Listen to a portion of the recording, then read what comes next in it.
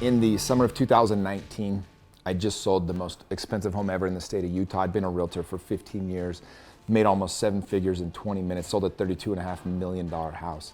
I just knew it was this feeling. I'd finally got to the peak of my career, right? I was #1 agent in the state, and it just didn't really do anything for me and kind of threw me off. It set me down this path. I was doing a meditation shortly after that. I had this epiphany. I needed to do something more impactful. And I'd seen a video that a friend of mine, Mitch Matthews, had done. He went to this really special event with Wim Hof out in Poland. And they did all these really cool hikes with no shirt on and doing these ice baths for 15, 20 minutes. And he was with Lewis Howes and Aubrey Marcus and all these men that I'd wanted to kind of connect with on a deeper level, Jesse Itzler. As I was watching these videos, and I had this idea, I was gonna sell it to Netflix and have all these big influencers go and do these crazy adventures all over the planet. I'd ran with the bulls and I jumped off big cliffs, swam with tiger sharks, just done crazy things. I said, if I put all these into a program, I think it would be really fun and tell the backstories of these influencers, we could get people to watch this.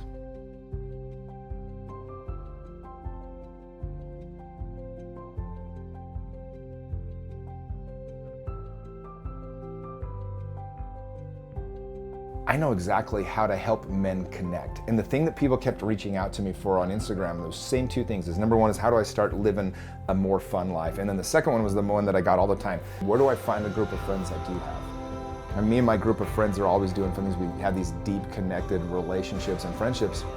And in that moment I knew it was gonna be a men's group.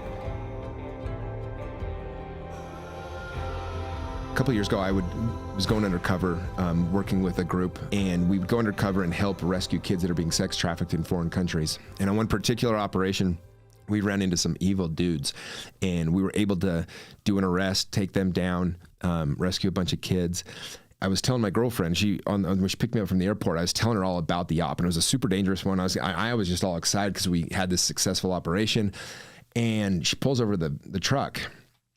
And she looks at me and she says, "Hey, I really don't want you to do these operations anymore." And I was like, "What do you mean? This is part of like my life's mission now." And she says, "I know, but they're dangerous and it's just a bad environment. I don't want you to do it anymore." I said, "I know, but this is like, I'm called to do this now." And she said, "I know, but why can't they just go do it?" And without even thinking, it came out of my mouth. I said, "There is no they. We are the they." And when I said that, it just shot shivers down my spine. And I knew, I was like, oh my gosh, that's gonna be my model for life. When I came up with this idea, I knew I needed to do a test run just to kind of make sure I knew what I was doing. So for my birthday party, for my 40th birthday, I took 30 of my best friends. We went out to Moab. I kind of did a shortened version of what became this first weekend, but I knew I needed to have something special happen. I was just hoping there was gonna be a breakthrough, that somebody was gonna have a life-changing experience. And I didn't expect it to come from Brett. He'd been working with me for quite a while, but this particular event, he just came out as one of my friends. He had this terrifying fear of heights, and he kind of disappeared on us, and he wasn't gonna jump, he wasn't gonna do it. And between me and a couple of my other buddies, Travis and Jeremy, we talked him into coming down, and after he threw up and had his moment, after about an hour of this, I was so proud of him. He pushed through that, and he got out there and he jumped.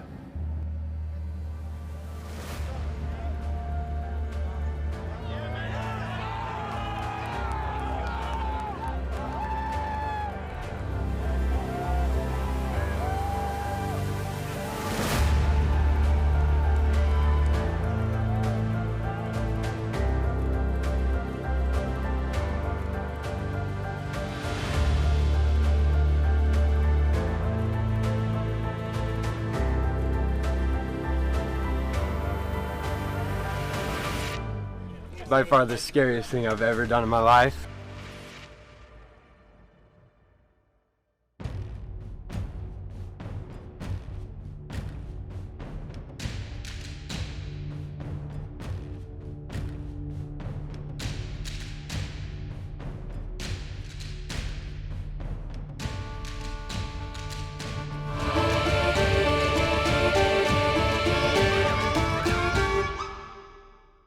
What's up guys, I'm Taylor Palmer. I run Rope Swing Moab, which is a big giant rope swing where we jump off a 400-foot cliff attached to ropes in Moab, Utah. Basically what we do is we go find these big giant cliffs. They're anywhere from like 400 to 600 feet tall and straight down. And we have these this rigging system essentially that we attach to the rocks that we stretch across the canyon. So it's like a horseshoe shaped canyon. And then to the center of those ropes, we tie some more ropes that then you attach yourself to. So essentially what we're doing is we're standing on the edge of this, 400-foot cliff, attached to these climbing ropes by some dude that most of these people have never met before. And you're standing on the edge of that cliff, and essentially you jump off and you put all of your trust in us, trusting that we rigged it correctly, which we always do, hopefully. We've been rigging these swings for Jimmy's group for a couple of years now, and it's been really cool watching all the guys come through and kind of meeting them at the beginning of the process as they start going through the program. I ended up deciding to join Jimmy's group as well. I came to a point in my life where I was just kind of feeling stuck, and I wanted to feel a little bit more progress in what I was doing with life. And I was looking at all these guys coming through Jimmy's group, and I was meeting them all and kind of watching them go through and seeing how much they were progressing. It was kind of inspiring to me. And so that's the reason why, for me at least, it made sense to join this movement.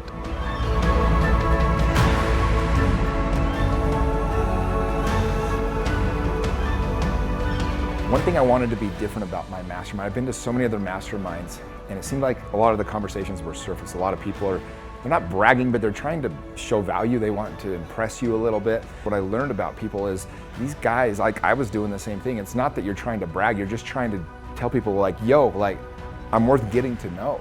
Please love me, please get to know me. And so they comes off, like talking about how successful you are, or your girls, or your car, or your work, or your money, whatever it might be. So with my mastermind, I wanted to do something a little bit different.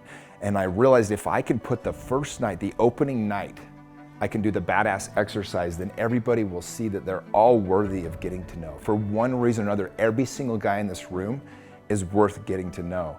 And that was the magic of this first night, is not a single person had to prove themselves. They were all worthy of being loved just because they're there.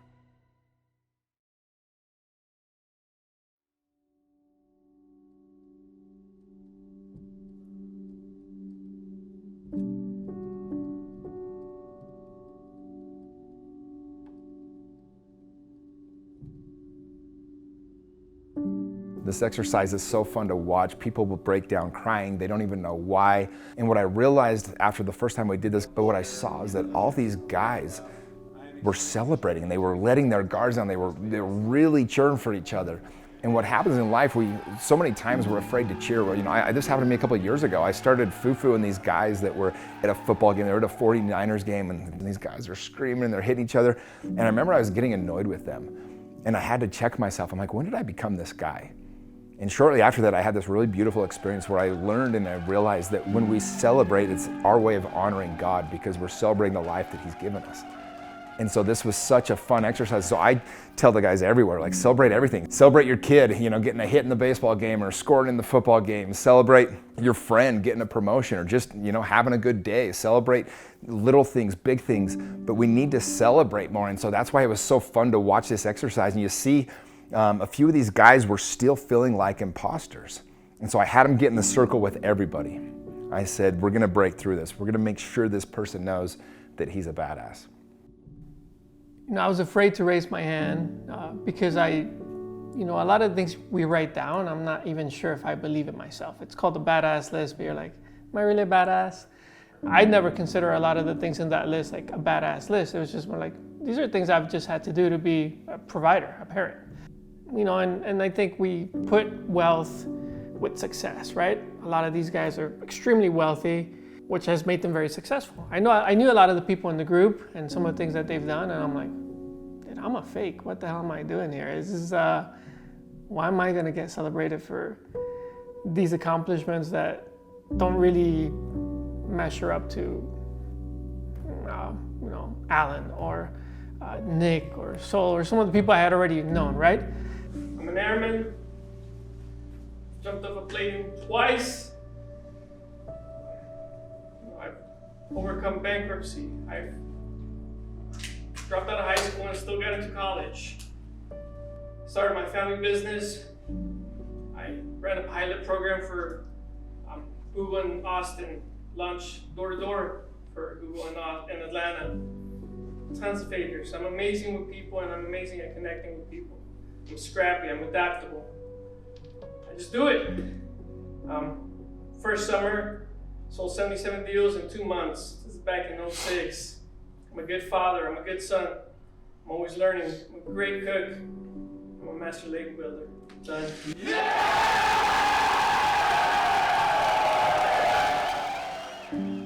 It was just amazing. I have never been celebrated ever like that in my life. And to feel that love and to feel how all these other men were just like, dude, we don't give a crap about your bank account, what you've done and you haven't done. You've done some badass shit. That's so dope. That's a moment that is like one of those core memories that will never ever go away. I think, when time comes to part ways with this earth, I'll be like, man, I remember that day. I'll probably remember my kids and everything else, but I'll always go back to that moment. Like, that was just such a great celebration. My name is Thomas. I drove up from Phoenix for the event. Super excited. I've been a member of WAT since May. So my big takeaway tonight, when we did the badass list, I remember when I originally wrote that back in May, it was like this really big transformation for me to see myself in a totally different light. But to read that list to other people and then get celebrated in a completely different way than I was anticipating, that was like huge for me. I haven't really had a strong connection of like male friends in the last like decade or so. And so for me to have that with random strangers on like a much more profound level than I've experienced in general with like the general population was like a huge deal to me. But when they really kind of got crazy and everybody's like cheering and like, really celebrating that, like it was just really emotional in a way, like to be accepted by all these guys that like all have their own life story too. Like they all dealt with hardship, they all dealt with challenging things, and they've all come out on like the other side of it, really successful, having great families, really good parents. And to see like how all of us have overcome that diversity is really kind of magical, Like I never really expected to feel that level of connection the first evening having met everybody just now. Tonight was awesome. What I've already seen so far is just the power of getting a bunch of like-minded men in the same room, what that can do for each one of us individually, and then the unity that can create in the group. It's just been amazing. Tonight we created our badass list, so 50 reasons why we're badass. I read my list to a bunch of dudes and they all celebrated me for it, and so it was just like, it felt a little bit uncomfortable at first, but then it just felt really good to be celebrated because most of what I do nobody notices, and for me to have a bunch of men celebrating me, it just made me feel really good. So my mindset's already shifted and my perspective on everything that I've been dealing with for the last few months is already different. So this morning we had a couple breakthroughs already. Last night was really designed for the guys to start stirring up in them kind of some emotions, some things, starting to connect a little bit more, but also the exercise really helps build you up. But a lot of people experience the same thing. So one of the guys came to me this morning with tears streaming down his face. He said, Jimmy, I need to talk to you about something. He said, I've always kind of shown my accomplishments, but I feel like if people knew who I really was, I've never show all my accomplishments because I don't want to show my dark side. And I feel like if they did, they wouldn't love me. And I kind of had to smile because I've had a dozen different guys in this program, almost word for word, say the same thing. What happens is, when we get celebrated, we think deep down inside, oh God, if they knew who I really was, they wouldn't celebrate me. So we can't even accept the love we're getting. Have you ever poured into somebody, but they still can't seem to like receive the love? That's what's going on. So today, we're gonna show the shadow side. Like last night, we celebrated all the wins and all the things that make them amazing. And today, we're gonna get vulnerable. We're gonna share the parts of us that maybe aren't so beautiful. And the whole exercise is designed for the men, after sharing those things, that they will see that they're still loved and actually loved more. That's where vulnerability is a superpower. So the whole goal of today is to let them be seen for everything so that they can truly feel love. And a lot of these guys, it'll be the first time they've felt loved knowing everything about them is out there. And so that's what today is all about. It's a big day and it's a very emotional day. So we end it with some spiritual things that kind of get them ready for tomorrow, get them excited for the jump, to leave all this behind. Well, number one, still super nervous. Everybody asks, are you excited for the rope swing? And it's like, that's zero problem. I'm really nervous about the deep dive, just stuff I've never done with another human being.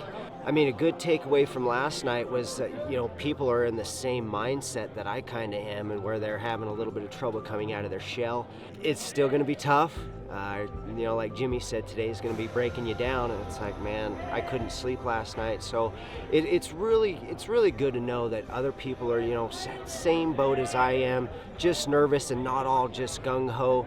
One of the last memories I have of my grandfather, we called him Opa because he was Dutch, was going on a hike with him and just sitting there with him. And one of the reasons I joined WAD is because when the time comes, I want to be the best father that I possibly can. And my grandfather was an incredible example of an incredible father. My mom is very blessed to have him, and I'm very blessed to have learned everything I know from him. So being out here on this walk and remembering him and feeling very spiritual about it just reminds me why I joined WAT, which is to become the best father that I possibly can. And there's so many incredible people in this group, in this tribe, who are incredible fathers. And I am just blessed to be able to learn from some of the best. I used to think you can change people, and that's a really easy way to get frustrated in your life. So with this program, I realized I can't change anybody, but what I can do is I can create space for people to be inspired to change themselves. And I'd had an experience a couple of years earlier with a couple of my close friends, and I shared it with the guys. And this particular experience was so impactful on me. It was truly the best moment of my life. It was an hour of watching one friend who had been to the depths of hell and got himself out of there, calling another friend into integrity so that he didn't have to go visit that place that he'd been living in. And as I sat there and got to witness this, it was really the inspiration of doing a coaching group in the first place. I said, I have to bring this to other men. And so I knew that calling us into integrity, that being in integrity was going to be one of the pillars of this program. And I knew that I had to pull in vulnerability into this because it's a superpower. And my life coach, Melissa, had always said, you're most lovable when you're vulnerable, authentic, and in integrity.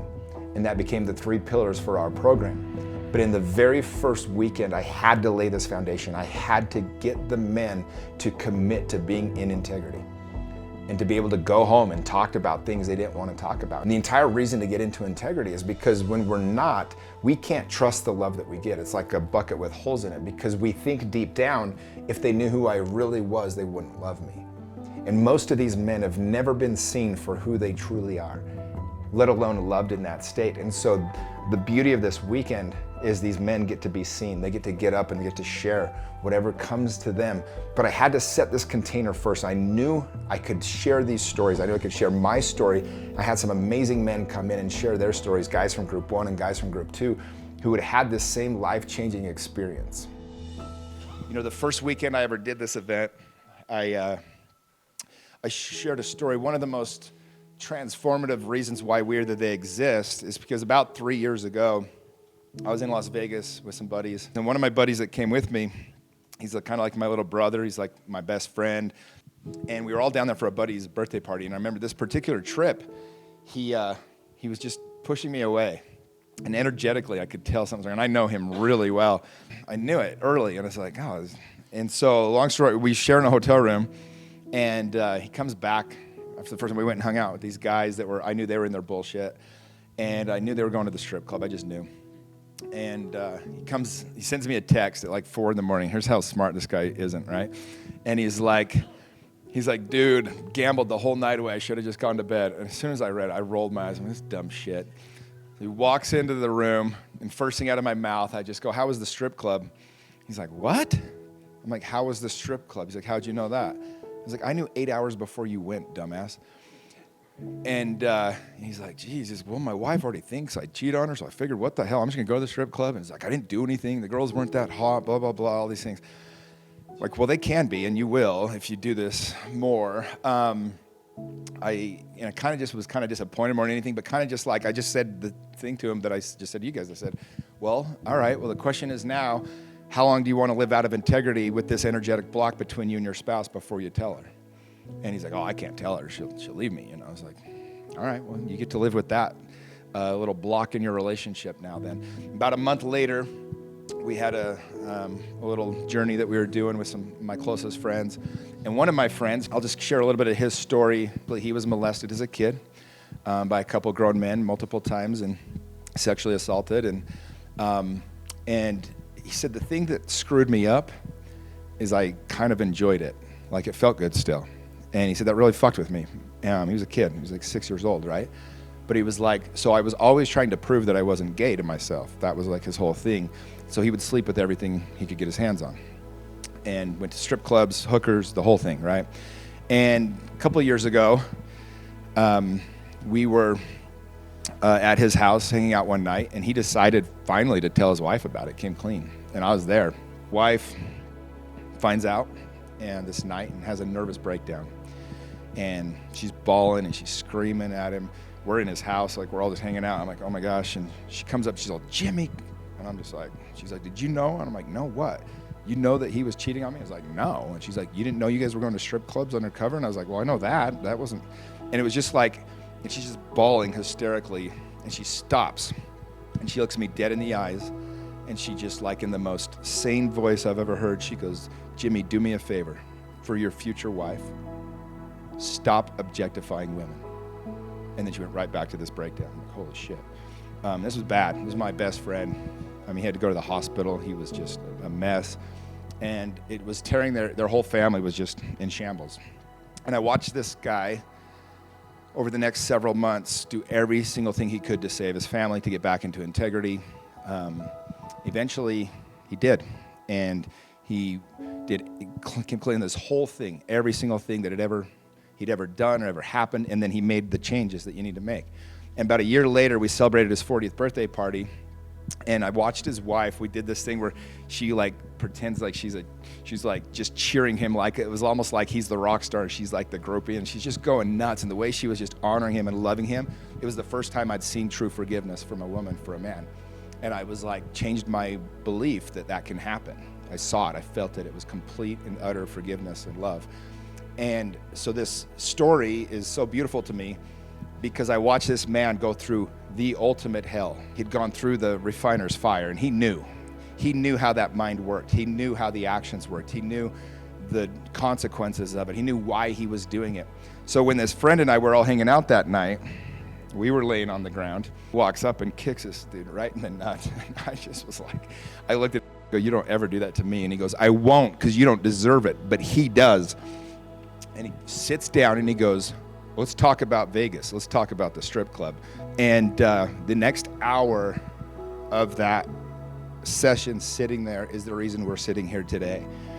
Because I watched a friend that had only been able to do this because he'd been to hell and back call my other best friend into integrity in a way that was the most beautiful moment of my life. It was the best hour of my entire life. And I said, I want to help other people experience this. I just got a text from his wife a couple hours later, and it just said, thank you for loving my family. And I've been in so many circles, you guys. I've been with so many guys that vouch for their buddy or cover for their friend as they're destroying their lives and destroying their families. That's not a friend. A friend kicks you in the nuts and says, let's get this thing figured out. And that dude is thriving. He and his wife are thriving.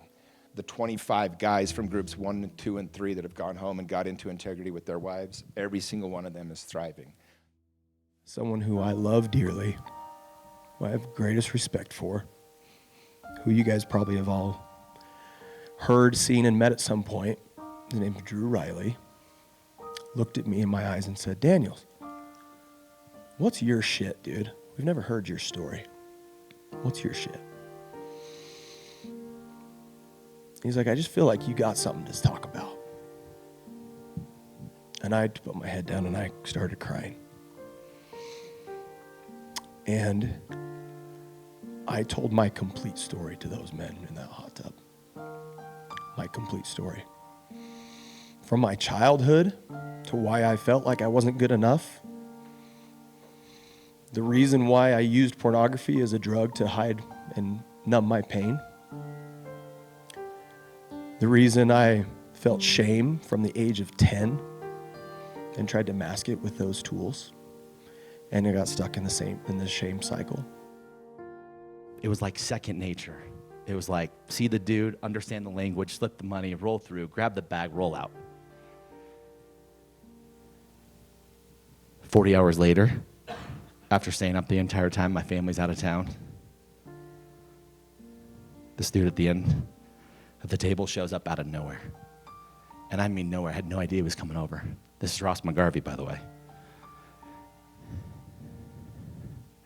I've actually never shared this out loud, dude. Not to a group like this, so just give me like a little second to breathe through it. What you guys don't know is I just did everything that I bought. That's like 3.5, 4 grams of Coke. I did it all by myself, that whole thing. What I also didn't realize is that it was laced with mostly amphetamine, so it was mostly meth, far less Coke, right? So paranoia setting in, haven't done this at this level, that level for years, okay? And next thing you know, I'm barricaded in my bathroom in my house, in my underwear, with guns. And I took aim at whatever I thought was coming at me and started shooting through my bathroom wall. At this point, I thought I shot someone. So what do you do in that moment? You surrender? Or you turn the gun on yourself? I cannot tell you why I didn't die other than I didn't die to be here. I turned that thing on myself. 6 months after this meeting, 6 months. Cocked it back. What I didn't realize in my mental fatigue is when I cocked it, the bullet went out. So when I pulled it, it was empty. Twice. Bullets on the ground. Ross picked him up. That moment, it hit the ground. My gun hit the ground. I hit the ground. I called Christy. And I told her right there, like, I have a problem. This is it. She said, don't you do it. Don't you finish this. Don't you give up on me. Don't you give up on us. Like, I will be there. So I go like, no, I'm doing it. I hung up the phone. And before I could get before I could get my bearings, this guy ran through the door. He ran through the door and he put his arms around me. And he loved me. And he told me everything's going to be okay. I'm freaking completely out. And Ross goes, no, that's important. Everything's fine. I'll handle the cops. I'll handle everything. He's like, where's the rest of the drugs? I go, I think they're in here. They're over here. He said, great, flush them down the toilet. Where's all your guns? I go, in here, out there. He goes, great. Disarmed them all, picked everything up, pulled a bullet out of my wall, and just sat with me. Sat with me the whole time. Didn't judge me. Didn't threaten me. Didn't make me feel insignificant. He sat there with me. He's like, I love you. I feel you. I know who you are. I see how you love your people. I see who you are. He put his hands on my head, gave me a blessing. And then he went through every bit of the motion with me. And it was the first time in my entire life that I told the person I loved the most about the biggest thing I'd ever held back from anyone in my whole life. The type of person that I didn't want to know was the first person I told, because they saw it firsthand.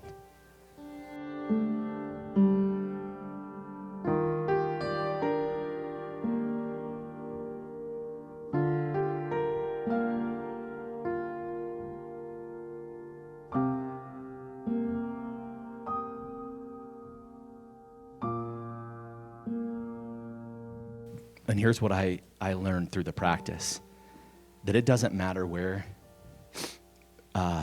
you start in so many ways.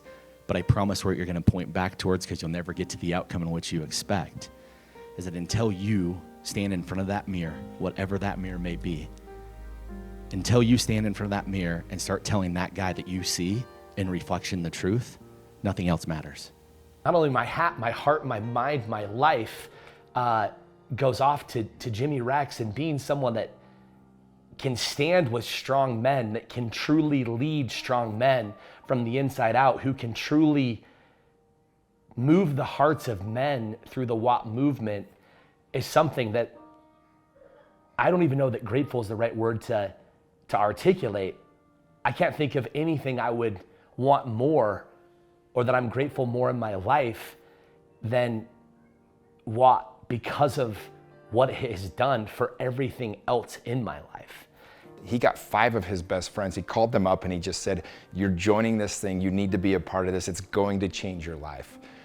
And he had to beg one of them, Brian, to come to the event. He wasn't coming, who had a life-changing experience. I'll share with you at the end of the video a voicemail that he left Mike after the event was over. It's really special.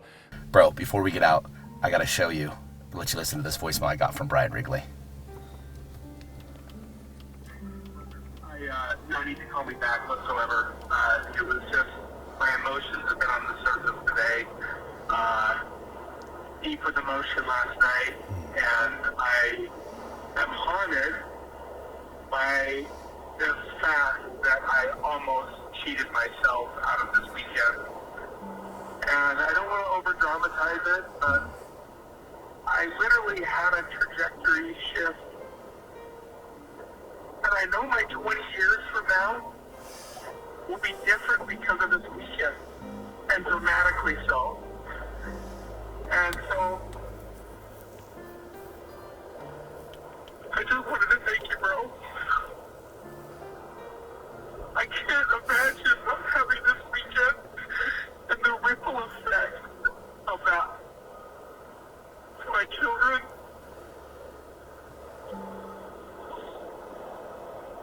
So I just wanted to thank you, bro. Sorry, I've been fucking puddled for like.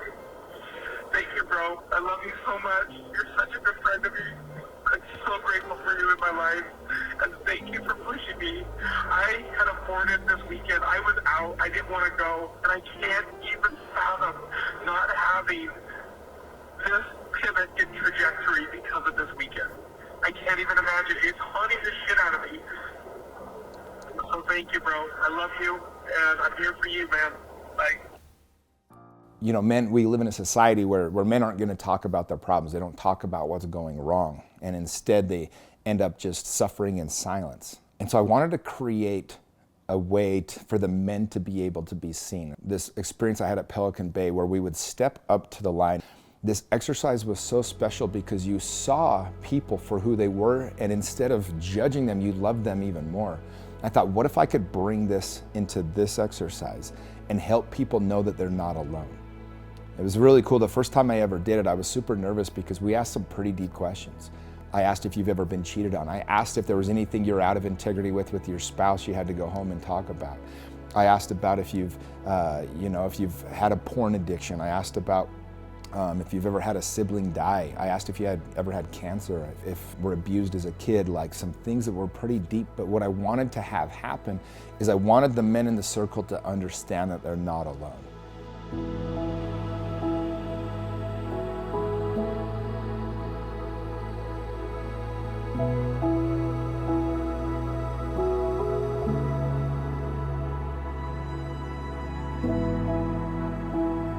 If you've ever attempted suicide or woke up thinking today was your last day, please step in the circle.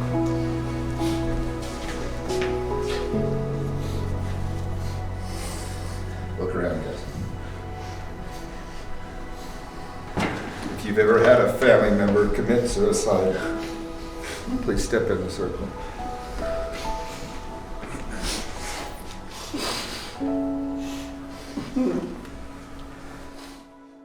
This was a little clip from one of my buddies, Jed, was talking about this on his podcast we did just recently, a couple years later from our first time doing it. But the outcome was exactly what I hoped it was going to be. I remember doing that exercise where we were standing in a circle, and have you ever, or something like that was the phrase that we'd use. Mm-hmm. And one of your questions was, you know, have you ever dealt with or are dealing with cancer? Mm-hmm. And I looked at my feet and I'm just like, oh, Jimmy, you know, because that was on my application, you Mm-hmm. know, and I'm like, oh, he's calling me out right here at the very beginning. But I stepped forward, and then I looked to my left, and there was another man, you know, standing right there with me. He stepped out right next to me, and I was just like, holy cow, you know, I'm not alone. Even in things that you think that you're the most alone in, you're not alone. If you've ever been discriminated against because of your race or for being gay, please step in the circle. Hey everybody, my name's Thomas. I'm from Phoenix. I have a little bit of a different story than a lot of the other guys here. You know, I came out when I was 19, back in '94, and you know, so it's been a really long time that I've been out. And I've always been seeking for a tribe, and I've always been looking for like a group of guys to belong to. What was really hard for me was that, you know, being a gay guy and being in like a straight world with rock climbers, being in a straight world with, you know, guys out camping, I never really got to experience any of those things with other men in like a way that felt right for me. It always felt like I was hiding something, that I wasn't being authentic, that I wasn't sharing, that I was having to hide an aspect of my life like away from all these people. And when I headed to Moab, that's where things kind of really shifted for me, because all of a sudden I realized that like I could either come out 50 times to guys while I was there experiencing what was happening in our interactions and our conversations and talking about dating and talking about relationships and talking about people in our lives, or I could come out as like one moment and let everybody just kind of know and just be done with it, right? And Jimmy created this amazing moment when I was up talking to the group and sharing my story, where he asked everybody to get up and stand. And I'll be honest, it was the first time in my life that I really truly felt that like everyone in the room wanted me there regardless of my journey and experience and what I've been through. I want everybody, if you support Thomas being in the group, stand up.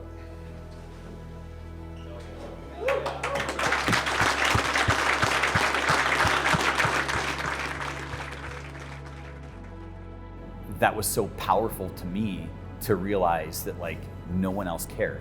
They wanted me to show up as me with all my empathy, with my ability to show up for everyone else, to hold space for everyone else, to be a good listener, to be present for everyone else. And that shifted everything for me. It's opened up doors that I would have never had these experiences prior had I stayed isolated in my little bubble and not taken that leap of faith and really trusted the process. It is a little bit different, but I'm gonna give you guys a little secret, okay? It's like if there was a woman here, she's not gonna try to f all of you. You don't have to worry about it. You're not that hot, okay? That's the best way I can explain it. And if anybody's uncomfortable, come talk to me. It's 2023. I really doubt anyone will be. I'm actually excited to have you in the group, Thomas, and it gives such a good opportunity for all of us to be able to really practice what we preach, right? And the fact that you feel comfortable being in We Are the They means so much to me. Hey guys, my name's Johnny Warner. I'm a part of Group 4. I've been trying to be a tough guy for the last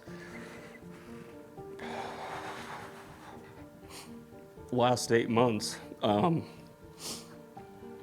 As I've told many of you, my brother died 8 months ago, and while one of the speakers was up speaking, I had a kind of a crazy experience where he looked just like my brother who I lost a few months ago, and an overwhelming feeling came over me of of missing my brother.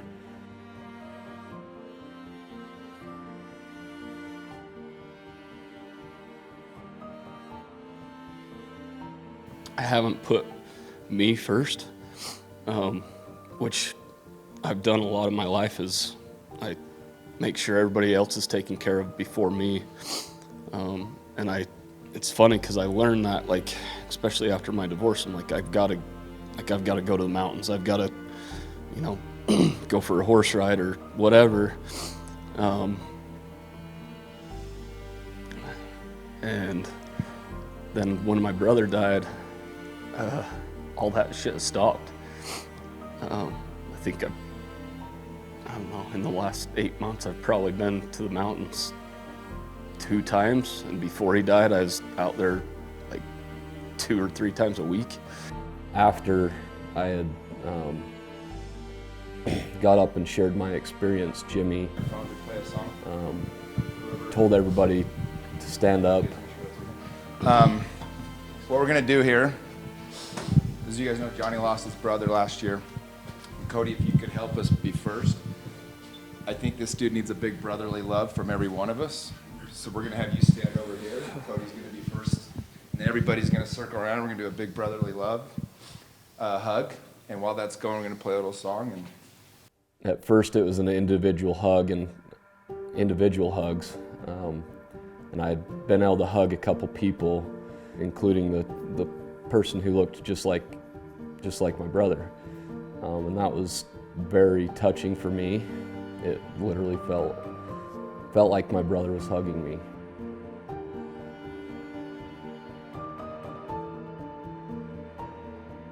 Out of the corner of my eye, I just see everybody just coming in on me. And it was one of the coolest feelings that you could feel as a brotherhood.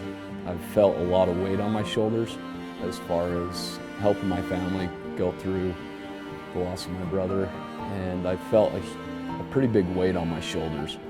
And in the middle of that group hug, probably about 30 seconds in, that weight just lifted off me.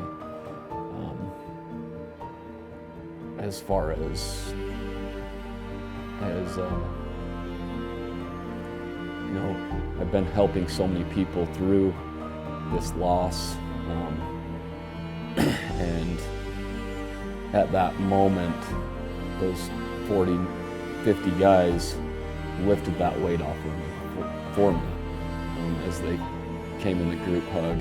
And for me, that was very special. As much as everybody tries to lift that weight off for me, I had to experience that in that moment to be able to feel that and to really receive some of that weight getting pulled off my back.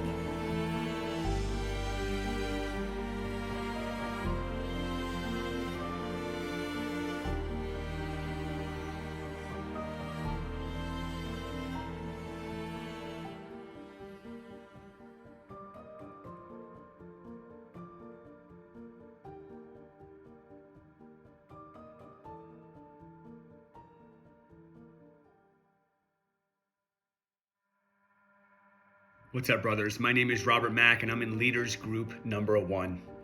It was December 3rd, 2021. It was the second day that I had even been exposed to the We Are the They group. I was in a room full of guys that I had barely met, and Jimmy said, I want you all to take 30 minutes, meditate, and focus on one thing that you are dealing with in your current life that is holding you back, one thing that you know you need to let go of. And immediately when he said that, what popped into my head was my 27-year-long smoking addiction, nicotine addiction. And over the years, I had tried numerous times to quit, and I could never do it. I just couldn't do it on my own. And I thought for sure I'd be a smoker forever. And I went back and forth, and I said, is that what I want to give up? I'm not ready to give it up. Let me think if there's anything else I can give up. And I couldn't think of anything else. And I was going back and forth. And then one of the brothers looked at me, Jeff Hicks, and said, Mac, you gonna give up smoking? And I was like, that's the sign that I needed to make that commitment. And I told myself that night that I was going to renounce nicotine forever. In fact, I was gonna scream, fuck nicotine, off that cliff for 2 reasons. Number 1, I wanted to publicly renounce nicotine. And number 2, I thought it'd be really cool to overcome my fear of jumping off a cliff and free falling by screaming something really loud to help me get through that dramatic experience. Fuck nicotine!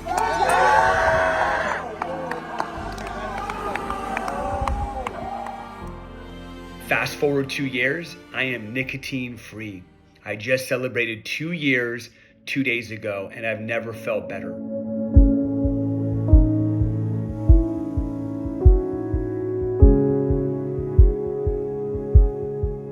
Hape is a shamanic snuff from the Amazon tribes. And hape comes from the tobacco ash mixed with other medicinal plants. And hape is very sacred and holy to the indigenous people from North and South America. Hape is a grandfather medicine, so it is very grounding, it's very anchoring. This medicine is very powerful in getting you out of the mind and into your heart space and into the body. As I'm serving it, administering the medicine, it is administered with a tepe up the nose. Really, we're shooting it right up to the third eye. It's decalcifying the pineal gland. What I love about this medicine is that it has the ability to clear the mind chatter. So basically, we're stripping away the ego and dropping you into the heart. Especially with men, men are always in their egos. And so it really allows men to get more in touch with their hearts, in touch with their bodies and into their feelings so that they're able to express, so that they're able to use their voice and really step into their power. A lot of men have been suppressing their emotions and suppressing and shutting down and not really going for what they want because there's so much that they've been piling up, right? For years and years, since childhood. And so this medicine is such a sacred, powerful medicine in pulling all of that up so that these men can just fully be connected to their higher selves, to their heart space, so that they're moving differently in all that they are as a man.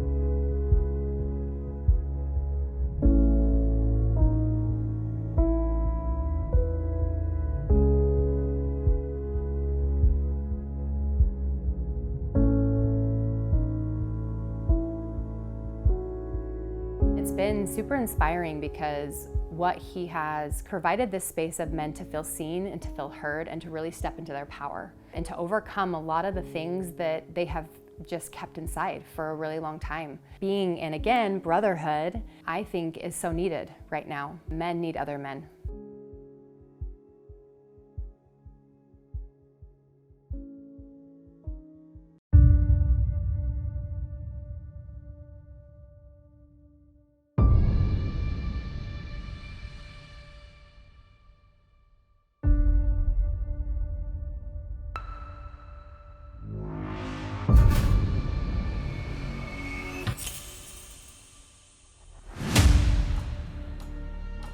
And we're gonna step into this new life. Yes. Get rid of our fears. Yes. And we're gonna step into with our greatness. Yes. And we're not gonna sit down anymore. We're gonna stand up. Yes. And we're gonna rise up. And we're gonna become the men that we're supposed to be. Because we're not gonna die down below. We're gonna die high. Yes.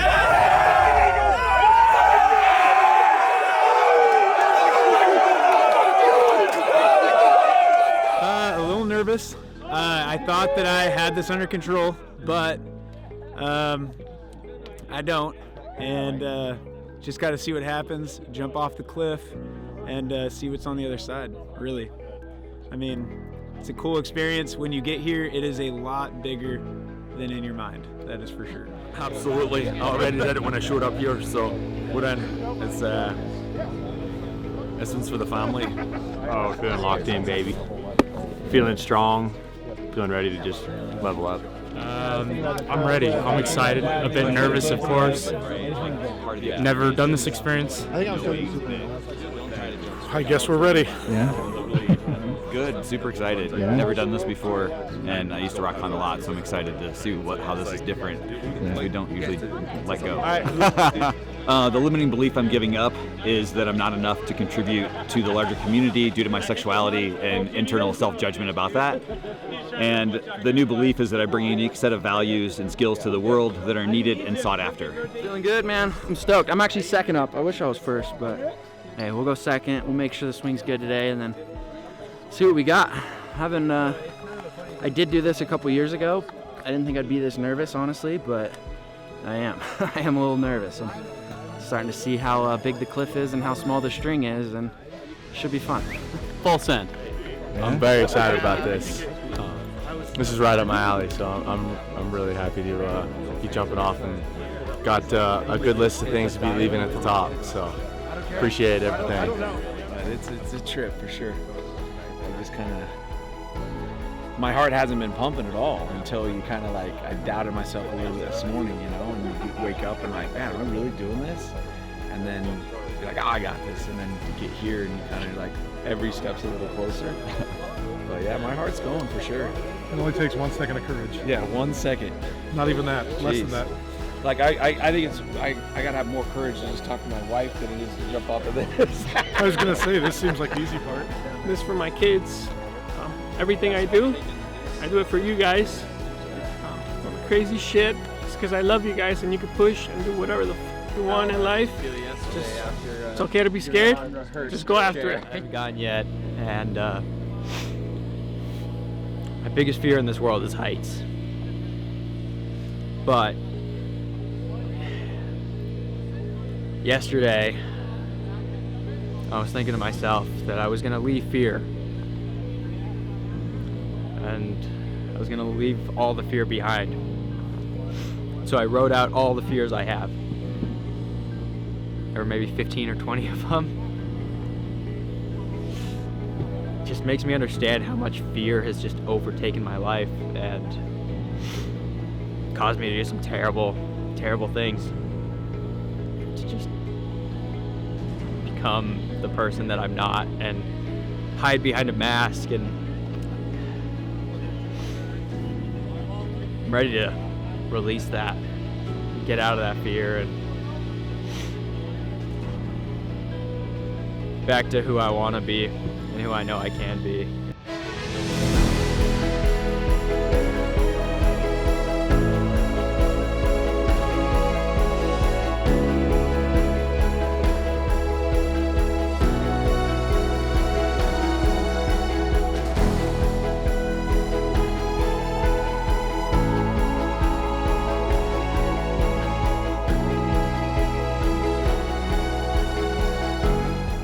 Hey everyone, it's rightful, and I'm with the Watt Leadership Group 4. I don't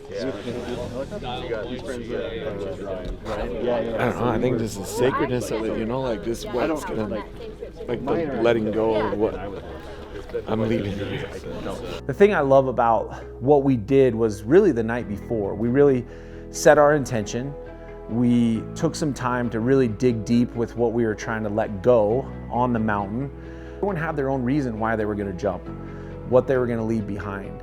And I remember just kind of drifting off to the side because I just wanted it to just have this impression in my heart and in my mind so deeply that when I came back up off the mountain, I knew that I had to face life. But I just wanted to be able to have that impression so deeply imprinted on me that when it did come, I could reflect back.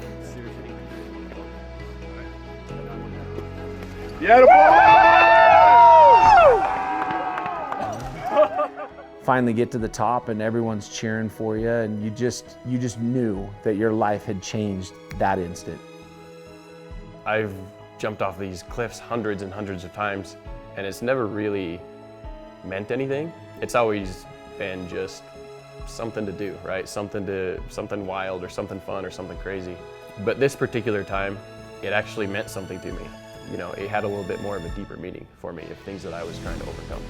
I've always been kind of naturally, call it like naturally talented or like naturally gifted. Most of the things that I do, I can just kind of pick them up pretty quickly. I can survive life by kind of coasting through it.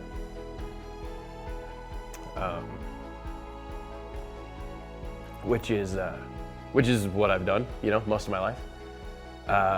And it's always been something that I've kind of carried with me, knowing that I could be doing a lot better. So when I jumped off that cliff, that was kind of the thing that I was committing to myself that I was going to leave behind. Game on. Good? Yeah, Jimmy! Okay, I guess we go. Let's do it. 1, 2, 3, go! Hold this feet, hold this feet. Feet? Yes! Later, suckers! Holy shit, how far is this?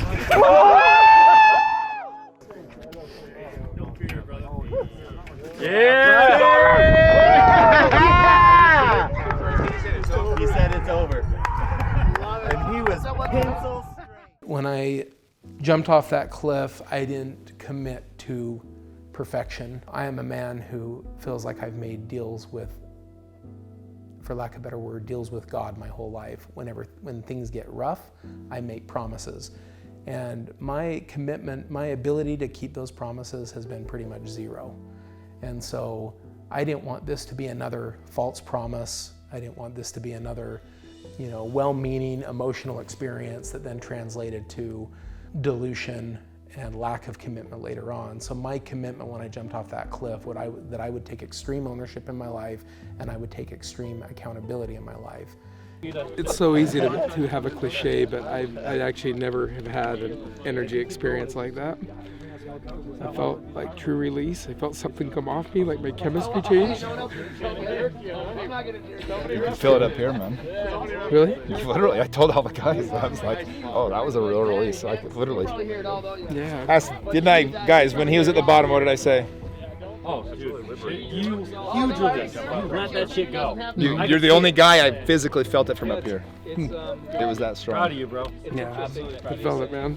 Freaking awesome. As I noticed that people were sharing, the natural tendency for me was to decide, what do I leave out? What do I keep in? What's my narrative? I think as a salesman, as a whole in business, I'm used to framing a narrative that puts me in the most positive light.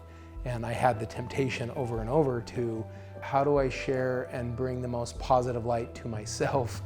How do I keep from being truly vulnerable? How do I keep from really discussing my losses, my regrets, the areas of my life that I feel massive remorse? Jimmy timed and phased it perfectly. I was towards the very end, and I felt when I went up there, I just said, what do I have to lose? I just kind of went all in, and I opened up my heart, and I opened up the things and the wounds and the shame that I've carried with me. And I just put it out there to guys. And there is something extremely powerful in dumping the shame on a group of guys and having that come back, not just in the form of acceptance, but in the form of, I see you, you're okay, you belong with us. And that was one of the most powerful experiences. So I've been really, really grateful for the love and the fellowship. But I have the same feeling I have when I interact with anyone. Business, women, dates. If they only knew. If they only knew. But we'll give them a hug and give them some love and give them some light. But if they only knew, they'd probably draw a circle around me. And then only get so close. Because I feel like I only warrant so close. I cried on the top because I knew what I was doing. I was grieving the end of an old me, a 15-year end old me. That's why I was crying before I even jumped. I was thinking of everything I had to give up. And I knew it was time to give it all up. That's what I knew.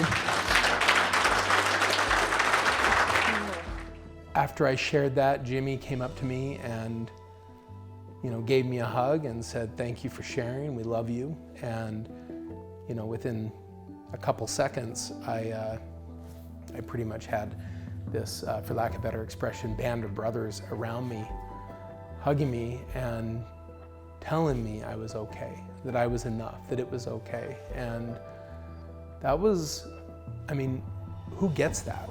People don't get that experience. People don't get to have guys that on the surface don't look broken at all. And in coming together like that, it made me realize that the phrase, we are the they, is exactly what that is. It is one body, it is one uniform group that all has similar trials, all have similar struggles. What if by God's grace we don't have to earn it? What if we don't deserve it? Turn around, I want you to open your eyes. I want you guys only be honest, okay? Only be honest. How many of you would absolutely love to be like Brian with his heart? Turn around.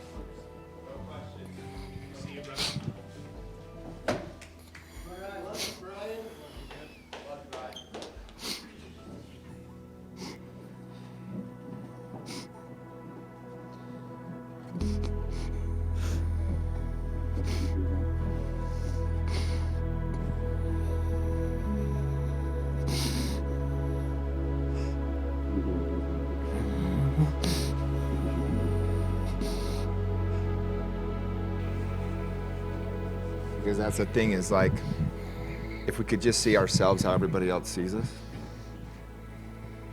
we give everyone else so much fucking grace. Have you given grace to the other guys in the room this weekend? I've tried. They think they're probably still okay guys? Yeah. That's how we all see you, man. Because we all got our shit. I love this new version of you. All 6 hours of it. Hell yeah. Hi guys, my name is Alex Blaisdell and I'm a part of Leadership Group 4 for Watt. One of my experiences with the Ho'oponopono prayer, Jimmy had us write down on one side, which ones that we feel like we have done wrong with or that we want to apologize to, right? And so as I was making my list, one of the biggest names on my list was my mom and my brother, just because I feel like our relationships to this point, I've been kind of holding back or been doing certain things that have not allowed us to fully have a deeper connection. Tonight's been awesome because I've stopped focusing on me for a minute and I've been just giving love to you guys. And it's been so awesome and so, I want to go home and talk to him and my mom and just love them. And if I kind of don't feel that love back, it's okay. It was like 11 or 11:30 at night and he said, hey, so call your brother right now. And I was like, what? And so I got up there in front of everybody and was able to call my brother. Right now? Yeah. Thank you for the text and then tell him everything you want to tell him. Put it on speaker. Can you hear me? Sorry. Yeah. Yeah, I'm good. I just wanted to say that I love you, man, and I appreciate your text today. And that I'm sorry that I've been picking on you for so long. And even as an adult, dude, I'm sorry that I just tease you too much, dude. You don't deserve it. You have a big heart. And so I just want to say I love you, and I'm sorry for that. And please forgive me for it. And there's so many things I can thank you for. You're like the one sibling that I feel the closest to, and I want to feel closer to you. I just wanted to call you because I do love you, man. I love you a lot, and I want to reconnect with you. It felt really good to be able to take action right then and there, and we had a really good conversation, and our relationship is starting to grow in the right direction to where we have a deep, deep bond like I was desiring. So I got called up to the front of the room, and through all the discussion, it came up as one of my priorities is that I wanted to build a more in-depth relationship with my daughter. I have never had a hard conversation with one person. Never. I've got a wife of 16 years going on 17. Never. My father, I've never told him I loved him. I don't have a true connection relationship with my children. You want to? Yeah, that's actually what I wrote down in my relationship goals, was a true connection with my entire family, because I don't have the connection with my wife either. The whole assignment is to call them and just give them the Ho'oponopono prayer and just let them know that you're sorry, you've been a little bit disconnected, and that you want to do better. And ask their forgiveness. Are you willing to do that and leave a message if they don't answer? Jimmy asked him, he's like, are you ready to make that phone call? And in his courage,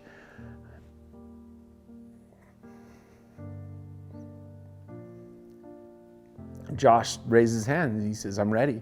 Oh, it's Kiora. So let's rehearse it real quick. Okay. Actually, Eric, if you can come back up, please. This is probably perfect. How old's your daughter? 20. Eric, what are you, 23? Okay, this works pretty good. Yeah, I think this works. All right, you stand across from Erica here. We're just going to rehearse it real quick. What do you want to say to your daughter about reconnecting on a deeper level and having a deeper relationship with her, okay? When Jimmy asked him if he wanted a feminine kind of figure to step in and like be a placeholder for him so he could stay connected to what he was trying to get across, even though it was going to be over the phone.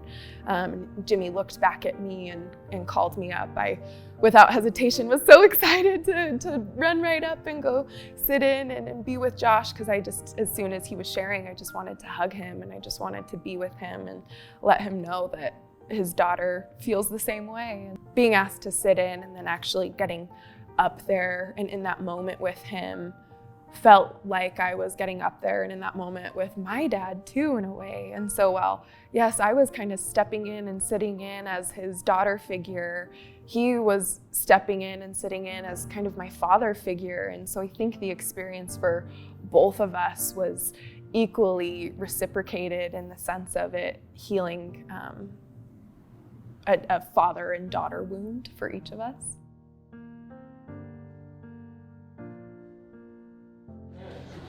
Kiora, I love you. Thank you for being my daughter. Thank you for choosing me to be part of your life. And I am sorry that I haven't teach you a true connection on what a father and a daughter should have. Please forgive me. I love you. In the moments that Josh and I made eye contact, but also in the moments where we were wiping our tears away, that everything he was saying was coming straight from his heart and soul and not from his mind. He was speaking for who knows how long it had been since he had spoken fully from his heart. I'm sure anyone and everyone that was in the room can attest to the energy that was felt. Raise your hand real quick if you had at least a 15-year period where you didn't talk to one of your children. 10-year period. Right? How long was it for you? It's been some time. And Jason, how long was it? 10 years. Can you two come just throw an arm around him while he makes the call? You ready? Yeah. Hell yeah. This is where Jimmy actually challenged me to pick up the phone and just call her, tell her my feelings, and it was one of the most amazing phone calls that I've ever made, the most authentic phone calls I've ever made. Now, the big thing is I was in a room full of gentlemen, and I specifically remember during this phone call, it was only me and my phone with my daughter on it at this particular time. It wasn't till afterwards that it kind of sank in as far as the support that I had with these men. Hey, sweetheart, how are you? I am doing well. Hey, I wanted to call you and just tell you how much that I love you. And thank you for being my daughter. Thank you for choosing me to be your father. And I'm sorry that I haven't really had a true connection with you and teach you on how to be vulnerable and be open with me. I just feel like that we are kind of surface level relationship, and I apologize for that. And I would ask if you would please forgive me, and if we could start a deeper and better conversation and love together. Wow, Dad, now you got me crying over here. Believe me, thank you. And I appreciate it, and I love you so much, and I apologize. There's days that I don't see you and we live together and we don't talk, but know that I think about you every single day. Thank you, I love you. I love you too. Well, I will be home tomorrow, and I will hope to see you and hug you tomorrow, okay? I'll be here. All right, I love you. Okay, I love you. Bye-bye. And there's a picture of me sitting there on the phone with two gentlemen on my shoulder, each shoulder, and then of course the room full of men. And that's where it kind of dawned on me, was like, I really do have support, but like I said, within myself being in self, it was just totally me there with my daughter on the phone. I've seen her every single day since that phone call, which has been great. And of course, there's going to be more on my part where I'm going to do a little bit more planning, where it's, you know, if it's let's say a dad and daughter date, just to sit down, have some conversations with her and kind of see how life is truly going with her.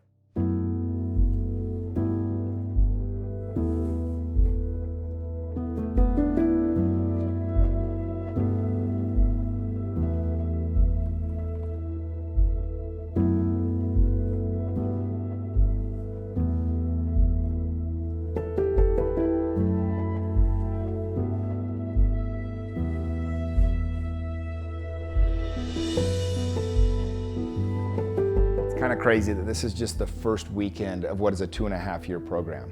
And most of the masterminds I've been a part of, not all of them, but most of them, you know, you start on this super high note and then it progressively gets worse over time. And I'm so committed to not let that happen in our mastermind. And so for the entire 2.5 years, this first group that started over almost 2.5 years ago, they're coming up on their very last event. And I wanted to kind of show you a little bit of what the fun we've been able to have from this, because the community was the one thing that I was hoping would happen. If I died tomorrow, this thing would live on forever. These relationships will live on forever. These friendships will go on forever. And that really is the beauty of We Are the They, or any, you know, group or community that you're a part of. It's the people that you get to do life with. And plus, we kind of have a lot of fun.